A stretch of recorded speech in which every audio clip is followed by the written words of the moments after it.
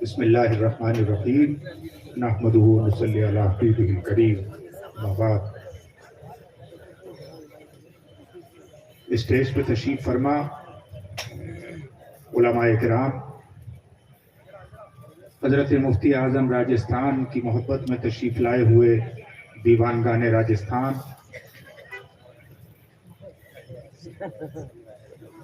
کچھوچا شریف کی وہ پیڑھی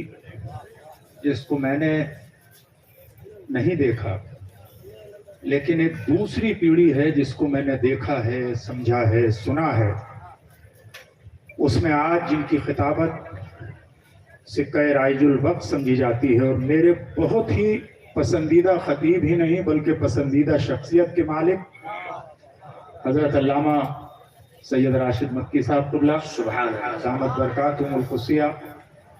جانشین حضور مفتی اعظم راجستھان حضرت علامہ مولانا معین الدین اشرفی صاحب قبلہ، السلام علیکم ورحمۃ اللہ وبرکاتہ۔ آپ کو آج کے موضوع کے حوالے سے بڑی بڑی شخصیات کے خطاب سننا ہے۔ میں اس طرح کی گفتگو نہیں کروں گا جو گفتگو ہو چکی ہے یا ہونے والی ہے۔ اپنے مشاہدات کی بنیاد پر چند منٹ کچھ باتیں آپ سے عرض کرنا چاہتا ہوں۔ اتر پردیش کے پولیس آفیسر رہے ہیں چرن سنگھ بشر، شاعری بھی کرتے ہیں بہت اچھی۔ ان کا ایک شعر ہے کہ یہ دنیا نفرتوں کی آخری دہلیز پر ہے، یہ دنیا نفرتوں کی آخری دہلیز پر ہے، علاج اس کا محبت کے سوا کچھ بھی نہیں۔ علاج اس کا محبت۔ آج دیش کا منظرنامہ ہو یا دنیا کا منظرنامہ ہو، اگر آپ اس پہ ذرا سی بھی نظر رکھتے ہیں تو یقیناً اس پہ نظر رکھنے والا انسان جو کل گزرا ہے، اس کل کی صبح سے لے کے آج تک انتہائی تکلیف میں ہے، اور نہ جانے یہ تکلیف کتنی لمبی ہونے والی ہے۔ اس لیے کہ دو ملکوں کے بیچ کل صبح سے ایسی جنگ چل رہی ہے اسرائیل اور فلسطین کے درمیان، جس میں ہلاکتیں بھی ہو رہی ہیں، تباہیاں بھی ہو رہی ہیں، گھروں پہ بم بھی برسائے جا رہے ہیں، بچے بھی مارے جا رہے ہیں، عورتیں بھی ماری جا رہی ہیں، ایک دوسری طرف کے لوگ پکڑے بھی جا رہے ہیں، اور آج ایک ملک نے دوسرے ملک پر پانی کی سپلائی کو بھی بند کیا ہے، الیکٹرک کے کنیکشن کو بھی کاٹ دیا۔ ظاہر ہے کہ تمام مسلمانان عالم کے لیے اگر مکہ اور مدینہ کے بعد سب سے محترم کوئی جگہ روئے زمین پر ہو سکتی ہے تو وہ قبلہ اول ہے، جس قبلہ اول میں معراج کی شب خاتم النبیین حضور نبی کریم سرور کائنات صلی اللہ علیہ وسلم نے جماعت انبیاء کرام کی امامت فرمائی۔ لہذا لیکن دوسری صداقت یہ بھی ہے کہ اگر مسجد اقصی مسلمانوں کا قبلہ اول ہے تو مسجد اقصی سے متعلق تاریخی ایسے مقامات بھی موجود ہیں جو دوسرے اہل کتاب، چاہے وہ یہودی ہوں چاہے وہ عیسائی ہوں، ان کے لیے بھی انتہائی محترم سمجھے جاتے ہیں۔ ظاہر ہے کہ ہم اس مذہب سے تعلق رکھتے ہیں کہ جب تک کوئی انسان مسلمان نہیں ہو سکتا جب تک وہ حضرت آدم علیہ السلام سے لے کر حضرت عیسیٰ علیہ السلام تک تمام انبیاء و مرسلین پر یقین نہ رکھتا، آخرت پر یقین نہ رکھتا، آسمان سے بھیجی ہوئی کتابیں اور صحیفوں پر یقین نہیں رکھتا ہو، اس لیے ہمارے بارے میں دنیا کوئی بھی نظریہ رکھے، ہمیں دنیا صفحہ ہستی سے مٹانے کی بھلے کوششیں کرتی رہے، ہمارے خلاف نفرت کے کتنے ہی پروپیگنڈے کیے جاتے رہیں، لیکن ہم جس مذہب مہذب کے ماننے والے ہیں اس کے ایک دوسرے سے گفتگو کرنے اور گریٹنگ کی جو کنجی ہے وہ بھی السلام علیکم ہے، یعنی پیس بی اپان ہم، کہ آپ کے اوپر رحمت ہو، آپ کے اوپر سلامتی ہو۔ ہماری شروعات سلامتی سے ہوتی ہے اور اسلام کا مطلب بھی دنیا کے لیے سلامتی ہے۔ سبحان اللہ۔ اب اگر اسلام کا نام لے کر کوئی IS کا کریشن کر دے، کوئی داعش کا کریشن کر دے، کوئی عید میلاد النبی کے جلوس پر پاکستان میں بم مار دے، کوئی مسجدوں کے اندر بم مار دے، کوئی عزاداروں کے جلوس پر بم مار دے، کوئی پاک پٹن کی درگاہ پر بم مار دے، کوئی 1971 میں صرف اردو نہ بولنے کی بنیاد پہ بنگالی مسلمانوں کا قتل عام کر دے، تو اس کا تعلق کسی دہشت گرد یا کسی دہشت زدہ لٹریچر کو فالو کرنے والے جماعت اسلامی سے ہو سکتا ہے، وہابیت سے ہو سکتا ہے، سلفیت سے ہو سکتا ہے، مسلم برادرہڈ سے ہو سکتا ہے، لیکن اہل سنت و جماعت یا صوفیہ اکرام کی جماعت سے نہیں۔ اس لیے کہ صوفیہ اکرام جہاں گئے ان کی ایک بنیادی خوبی رہی ہے کہ انہوں نے وہاں کی تہذیب کی جو اچھی چیزیں تھیں، انہوں نے ایک طرف اگر لوگوں کو اپنے اخلاق و کردار سے، اپنے مذہب سے، اپنی سرش سے، اپنی تعلیمات سے، اپنے اسوہ حسنہ سے اگر دوسرے لوگوں کو انفلوئنس کیا ہے، یعنی متاثر کیا ہے، تو جس زمین پر گئے اس زمین کی اچھی چیزوں کو قبول بھی کیا ہے۔ ہمیں حضرت مخدوم اشرف جن کی اولاد یہاں پر موجود ہے، حضرت مخدوم اشرف جن کی زبان فارسی تھی، جو تاج و تخت کو چھوڑ کے ہندوستان کی سرزمین پہ آئے تھے، اگر چاہتے تو ان کے چاہنے والے بھی سب فارسی میں گفتگو کرتے، ان کو عربی بھی آتی تھی، اگر چاہتے تو سب عربی میں گفتگو کرتے، لیکن اگر اردو زبان کی تاریخ پہ نظر رکھنے والے جانتے ہیں کہ اگر اردو زبان کی بنیاد گزاروں میں جن شخصیات کا نام آتا ہے اس میں حضرت مخدوم اشرف جہانگیر سمنانی کا بھی نام ہے اور اس میں حضرت امیر خسرو کا بھی نام ہے۔ اس لیے کہ انہوں نے یہاں کی زبانوں سے محبت کی، یہاں کے رنگوں سے محبت کی، یہاں کے کلر سے محبت کی، اور آج مسلمانوں کا دائرہ جگہ جگہ تنگ یوں کیا جا رہا ہے کہ ہم جہاں کی لوکل زبانیں ہیں ان زبانوں میں گفتگو نہیں کرنا چاہتے، ان زبانوں میں خطبہ نہیں دینا چاہتے، ان زبانوں میں جمعے کے اندر خطاب نہیں کرنا چاہتے، اور ہمارا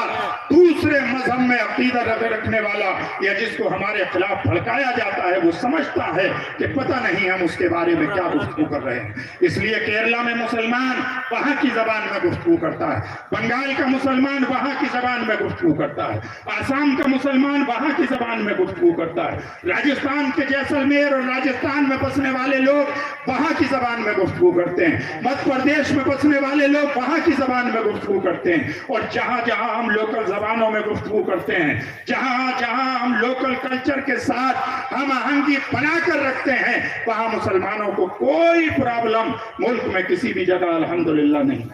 اور دنیا میں بھی کسی جگہ نہیں۔ ہاں اگر آپ کو کوئی نماز سے روکے، آپ کو مسجد بنانے سے روکے، آپ کو مدرسہ چلانے سے روکے، آپ کو آپ کے دین کی تبلیغ سے روکے، تو ضرور آپ کے لیے یہ مسئلہ تشویشناک ہے، لیکن ہمارے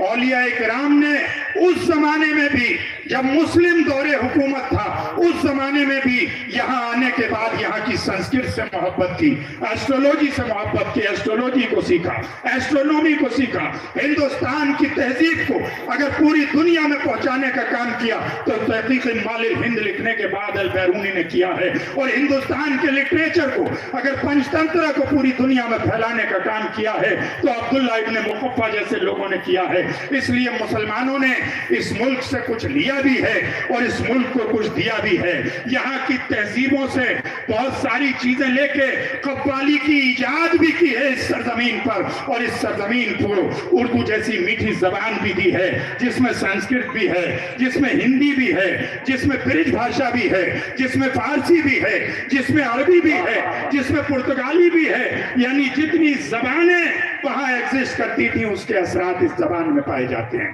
اس لیے کل سے سوشل میڈیا پر غیر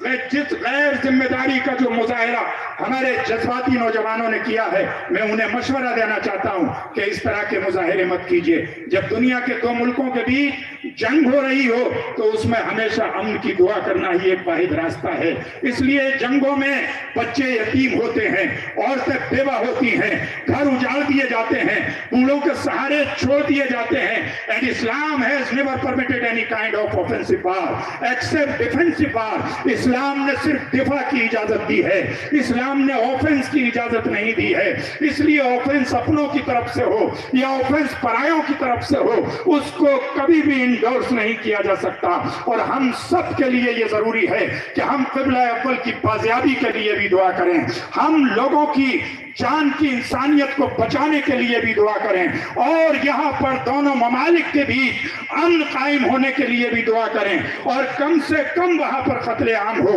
وہاں پر بچے اور عورتوں کو، کیونکہ میرے نبی کریم صلی اللہ علیہ وسلم نے یہ واضح طور پہ ارشاد فرمایا تھا کہ جنگ میں دشمنی کی بنیاد پر آپ بوڑھوں پر ہاتھ نہیں اٹھائیں گے، عورتوں کو نشانہ نہیں بنائیں گے، بچوں کو نشانہ نہیں بنائیں گے، اپنے دشمن کی جان مال کو یعنی مال کو پراپرٹی کو نشانہ نہیں بنائیں گے۔ لہذا جنگ جب بھی ہو، اگر وہ اسلام کا نام لے کر ہو رہی ہے تو میرے نبی کے ایک تو وہ دفاعی ہوگی اور دوسرا میرے نبی کے اصولوں پر ہوگی۔ اس لیے ہمیشہ نبی نے طاقت میں ہونے کے باوجود بھی صلح حدیبیہ کرنے کے بعد آپ کو یہ بتایا ہے کہ کبھی کبھی طاقت میں ہونے کے باوجود بھی صلح کرنا ضروری ہے، اور کم تعداد میں ہونے کے باوجود بھی اپنی عزت و عصمت کے لیے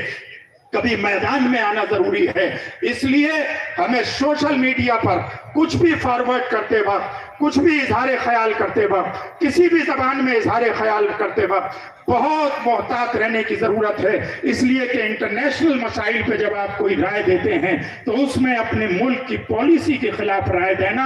آپ کو اینٹی نیشنل کی کیٹیگری میں کبھی کبھی کھڑا کر سکتا ہے۔ اس لیے اس میں یہ معاملات دیکھنے ہوتے ہیں، ہم آپس میں اختلاف رکھتے ہیں، ایک دوسرے کے خلاف احتجاج کرتے ہیں، الگ الگ پولیٹیکل پارٹیاں الگ الگ نظریات رکھتی ہیں، لیکن کسی بھی پولیٹیکل پارٹی کا ویکتی یا ہندوستان کا کوئی بھی آدمی جب ہندوستان سے باہر جاتا ہے تو وہ ہمیشہ اپنے ملک کو ڈیفینڈ کرتا ہے، اپنے ملک کی سربلندی کی بات کرتا ہے، اور کیوں نہ کرے؟ اس لیے کہ اس ملک پہ فخر غریب نواز نے کیا ہے، اس ملک کو دنیا پہ اس پہ فخر حضرت امیر خسرو نے کیا ہے، اس ملک پہ فخر حضرت مخدوم اشرف کچھوچوی نے کیا ہے، اس ملک پہ فخر مفتی اعظم راجستھان نے کیا ہے، اور جہاں جہاں سے بھی ہمارے بزرگ آئے انہوں نے یہی کہ ذرے ذرے اور چپے چپے سے محبت کی، اور اسی سرزمین میں دفن ہوئے۔ وہ تن کے گورے من کے کالے انگریزوں کی طرح ڈیوائیڈ اینڈ رول کی پالیسی لے کر نہیں آئے، اور یہاں کی دولت یا یہاں کے کوہ نور کو لے کر اپنے جہاں سے آئے تھے اس مقام پر نہیں گئے۔ اس لیے بڑی احتیاط کی ضرورت ہے۔ آپ پڑھے لکھے ہیں تبھی سوشل میڈیا کا استعمال کیجئے، تبھی اسمارٹ فون رکھیے، ورنہ سادہ فون رکھیے۔ اپنے گھر میں آج ہم دیکھ رہے ہیں کہ فیملی آپس میں ایک دوسرے کو وقت نہیں دے پا رہے ہیں، بلکہ ہم اپنے اپنے ٹیلی فون میں کھوئے ہوئے ہوتے ہیں۔ اگر عبادت کرنا چاہتے ہو تو ٹیلی فون کے ذریعے، واٹس ایپ اور فیس بک کے ذریعے نہیں، بلکہ اپنے ماں باپ کے چہرے کو دیکھ کے ان سے گفتگو کیا کرو، اپنے بچوں کو ساتھ بٹھا کے ان سے گفتگو کیا کرو، اپنے بہن بھائیوں کو ساتھ بٹھا کے ان سے گفتگو کیا کرو۔ جتنا وقت اس میں دیتے ہو، نماز پنجگانہ کے بعد کچھ دیر اپنے محلے کی مسجد میں بیٹھا کرو، پاس میں کوئی درگاہ ہے تو اس میں چلے جایا کرو، اگر کوئی مدرسہ ہے تو مولانا یا مفتی صاحب سے کچھ مسائل سیکھنے کے لیے چلے جایا کرو۔ اور آخری بات کہہ کے اپنی گفتگو ختم کر دوں گا کہ آج جو یہ ہم چمن پورے راجستھان کی سرزمین پہ دیکھ رہے ہیں، حضرت مفتی اعظم راجستھان نے جو عقیدے کی خوشبو دی ہے، جو عمل کی خوشبو دی ہے، جو دینی تعلیم کی خوشبو دی ہے، مجھے ہمیشہ اس بات پہ فخر ہوتا ہے کہ مراد آباد کی سرزمین نے جہاں ایک صدر الافاضل پیدا کیا کہ اگر کنز الایمان پر خزائن العرفان نہ لکھی جاتی تو شاید ترجمہ ادھورا رہتا۔ نہ ترجمے کا جواب ہے، نہ تفسیر کا جواب ہے۔ لہذا جس طرح حضرت صدر الافاضل الاعلیٰ حضرت کو ایک دوسرے سے الگ کر کے نہیں سمجھا جا سکتا، اسی طرح مفتی اعظم ہند بریلی، جس وقت انہیں مفتی اعظم ہند کہا گیا، اسی وقت سنبل کے اجمل شاہ صاحب کو مفتی ہند کہا جاتا تھا۔ انہوں نے وہاں پر خدمات انجام دی۔ سنبل کی سرزمین اور مراد آباد اپنے حلقے سے باہر نہیں نہیں نکلے. اسی سرزمین پر مفتی محمد حسین صاحب جیسی شخصیت جنم لیتی ہے جو اپنے باز و نصائح کے ذریعے پورے علاقے میں لوگوں کو سنیت اور عمل کی طرف مہمیز کرنے کے لیے کوشش کرتی ہے. حاجی مبین الدین صاحب امروہوی جیسی شخصیت ہوتی ہے. جامع نعیمیہ پورے علاقے کے اندر نعیمیت کو نہیں پوری سنیت کا پروٹیکشن کرنے کا کام کرتا ہے. اور پھر کتنا خوبصورت رشتہ مراد آباد کے ساتھ اہل کچھوچا کا رہا کہ آج بھی اہل کچھوچا نارتھ انڈیا میں 2 ضلعوں کو اپنی راجدھانی کہتے ہیں جس میں ایک نام مراد آباد کا ہے تو دوسرا بہار میں بھاگلپور کا ہے. لہذا روحانی تربیت کے لیے جامع نعیمیہ کے لوگوں نے کچھوچا شریف کا انتخاب کیا اور علمی تربیت کے لیے اس علاقے میں جامع نعیمیہ سے پھلے پھولے. اور اس جامع نعیمیہ کے 2 جواہر پارے جو جامع نعیمیہ سے نکلنے کے بعد غریب اور معمولی گھرانوں میں پیدا ہونے کے بعد جن کے پیچھے کوئی وراثت نہیں تھی, جن کے پیچھے خاندانی دبدبہ نہیں تھا, جن کے پیچھے کوئی تاریخی بیک گراؤنڈ نہیں تھا, جس میں ایک شخصیت شیونالی میں پیدا ہونے والی مفتی اعظم راجستھان کی تھی تو دوسری شخصیت استاد العلماء بھوجپور میں پیدا ہونے والی حافظ ملت کی تھی. ایک نے ایسٹ کی طرف قدم رکھا جامع نعیمیہ اور اجمیر میں جامع علم پینے کے بعد تو جامعہ اشرفیہ دے دیا, وہ بھی مخدوم اشرف جہانگیر سمنانی کے نام پر, اور وہاں سے بھی کچھوچا کی وابستگی ٹیپٹ سے رہی الحمدللہ. اور دوسرے نے مغرب کی طرف رخ کیا اور جودھپور میں قدم رکھا تو آج ہزاروں ادارے ان کے نام سے ہیں. ان کے دربار میں حکومت کسی کی رہی ہو, اہل حکومت ان کے دربار میں ایک 40 kg وزن کے آدمی کے پتلے دبلے نہیں پلاگر انسان کے سامنے کیسے آ کر سرگنگو ہویا کرتے تھے. ان کو دیکھ کر شادی کا وہ شعر یاد آتا ہے کہ اس پہ تازی اگر ضعیف امت ہم چنا از طویل فروا, یعنی جنگی گھوڑے اگرچہ پتلے دبلے ہوتے ہیں لیکن استبل میں بندھے ہوئے موٹے گدھوں سے بہتر ہوتے ہیں. اس لیے مفتی اعظم راجستھان نے, اور جس زمانے میں کروشل زمانے بھی آئے, انہوں نے اپنی دونوں آنکھوں کو, اگر ان کی ایک آنکھ کچھوچا تھا تو دوسری آنکھ بریلی تھا, اگر اس امتزاج کو قائم رکھنے کے لیے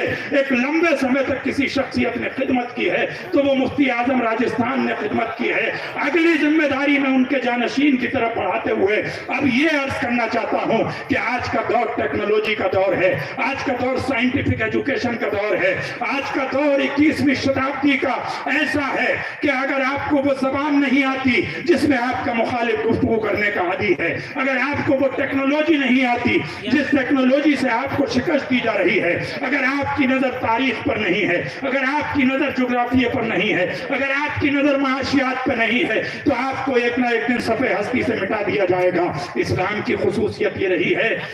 کہ نبی نے ہجرت کے بعد مدینے میں جانے کے بعد یہ بتا دیا تھا, کیونکہ مکے والوں کا وہ راستہ تھا کہ جنگ کے اسباب کے لیے ناکہ بندی کس طرح ضروری ہوتی ہے, تو مدینے پہ قبضہ اس لیے کیا تھا کہ مکے والے مجبور ہوں گے ایک دن مصالحت کرنے کے بعد, اور مدینے میں نظام تجارت قائم کر کے اور ڈیموکریٹک کانسٹیٹیوشن میثاق مدینہ دے کے دنیا کو یہ بتا دیا تھا اپنی زندگی سے کہ اگر اقلیت میں زندگی گزار رہے ہو تو میری مکی زندگی کی اتباع کرنا, جہاں الجھنا نہیں ہے بلکہ فراست سے آگے بڑھنا ہے, اور اگر اکثریت میں زندگی گزار رہے ہو اور حکومتوں کے مالک ہو تو انصاف قائم کرنا, آج کے شہنشاہوں کی طرف فرعون مت بننا, بلکہ آپ نے میثاق مدینہ کانسٹیٹیوشن دینے کے بعد مدینہ ایگریمنٹ دنیا کو برابری اور جمہوریت کا میسج دیا, ڈیفنس کا نظام دیا, اکنومی کا نظام دیا, انوائرمنٹ کا نظام دیا کہ بنا ضرورت کسی درخت کو نہ کاٹا جائے, ایک لوٹے سے زیادہ وضو کے لیے حاجت نہیں ہے تو پانی نہ بہایا جائے. اس لیے اسلام کے ماننے والوں یہ تمہاری ذمہ داری ہے کہ تم انوائرمنٹ پہ بات کرو, تم قرآن کے انوائرمنٹ کے نظریے پر بات کرو, تم سائنس پر بات کرو, کیونکہ قرآن کہتا ہے مرج البحرین یلتقیان بینہما برزخ لا یبغیان. قرآن کہتا ہے لقد من اللہ علی المؤمنین اذ بعث فیہم رسولا من انفسہم یتلو علیہم آیاتہ ویزکیہم ویعلمہم الکتاب والحکمہ, جو تمہیں کتاب اور حکمت کی تعلیم دے. یہ حکمت وہی مومن کی گمشدہ معراج ہے. اس لیے ہم نے مدارس بہت بنا لیے, آج مدارس کا ایک جال بچھا ہوا ہے. اب ضروری ہے کہ ایک قدم آگے بڑھنے کے بعد کبھی آپ کہتے ہیں کہ آپ کی بیٹی کو نقاب لگانے سے روکا جا رہا ہے, کبھی آپ کہتے ہیں کہ آپ کے بچوں کو اسکول میں یہ پریکٹس کرائی جا رہی ہے. اس لیے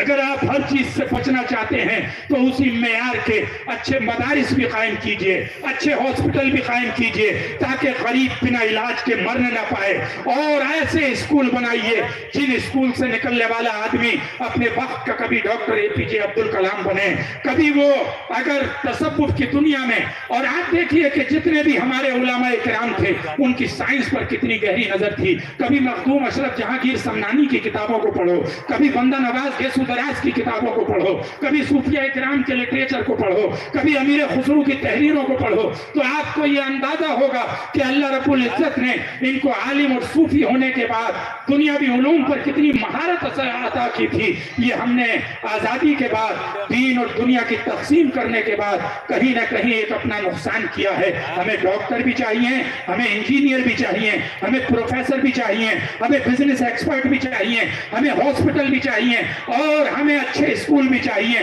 اور یہ سب ہماری کمیونٹی کے ہوں جو علاج کو بیچنے کا کام نہ کرتے ہوں مہنگا کر کے، جو ایجوکیشن کو مہنگے اسکول کی فیس کے نام پہ بیچنے کا کام نہ کرتے ہوں۔ اس لیے شہزادہ مفتی اعظم راجستھان، یہ دوسری نسل مفتی اعظم راجستھان کی امانت آپ کے پاس ہے۔ انہوں نے جس دن سے حضرت کا وصال ہوا ہے، سنبل اور مراد آباد اور دلی کو خیر آباد کرنے کے بعد اس سرزمین کو اپنا وطن مانا ہے۔ اس لیے ان کی سرپرستی میں ان کی فکر بہت اعلیٰ ہے، ان کی سوچ بہت اعلیٰ ہے۔ انہوں نے جو جویا میں ادارہ قائم کیا ہے اس میں دین اور دنیا کے امتزاج کے ساتھ دارالعلوم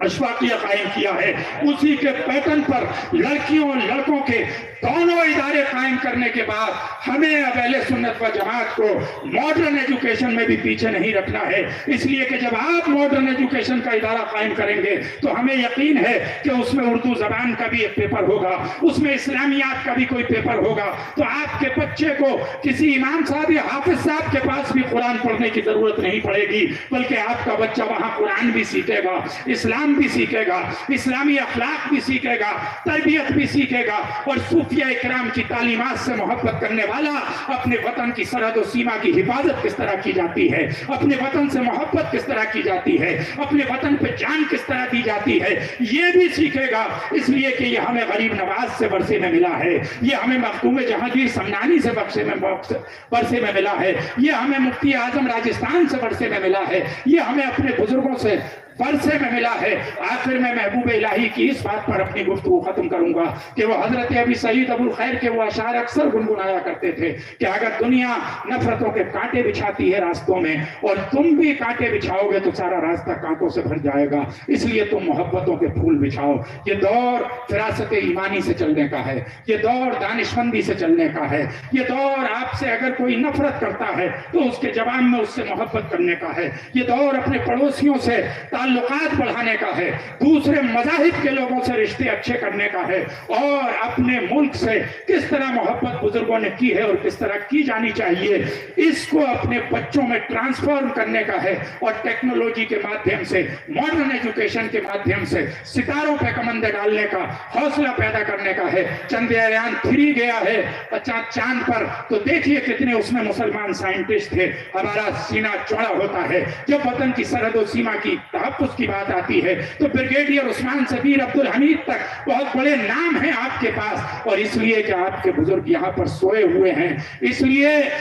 اٹھو اپنے آپ کو آگے بڑھانے کے لیے، حکومتیں حاصل کرنا، M L A M P بن جانا، منتری بن جانا آپ کا لکش نہیں ہونا چاہیے، بلکہ آپ کا لکش ہونا چاہیے ایک ایسا معزز شہری بننا کہ اپنے تو اپنے بیگانے بھی گواہی دے کہ داڑھی والے جا رہے ہیں ان سے فیصلہ کرا دیا جائے، امام صاحب کے پاس چل کے جھاڑ پھونک کرا لی جائے، مولانا صاحب سے مسئلہ پوچھ لیا جائے۔ آپ میں سے کوئی بھی نفرت کے ویڈیو جب تک اس کی پشتی نہ ہو جائے، اس طرح کے کسی بھی ویڈیو کو شیئر کرنے سے، میسج کو شیئر کرنے سے، کسی چیز پر اتیجت ہونے سے بچیے، بلکہ جب بھی کوئی مشکلات وقت آئیں اس کے لیے اچھی تدبیر کیجئے، قانون کا راستہ اختیار کیجئے، صبر کیجئے، اور صبر کے ساتھ ساتھ اللہ کی بارگاہ میں سجدہ ریز ہونے کے بعد دعا کیجئے۔ اللہ رب العزت مفتی اعظم راجستھان کے فیوز و برکات سے ان علماء کرام کی موجودگی میں مجھے بھی اور آپ کو بھی حسن عمل کی توفیق عطا فرمائے، اور ہمارے مستقبل کو روشن سے روشن تر فرمائے۔ وآخر دعوانا الحمدللہ رب العالمین،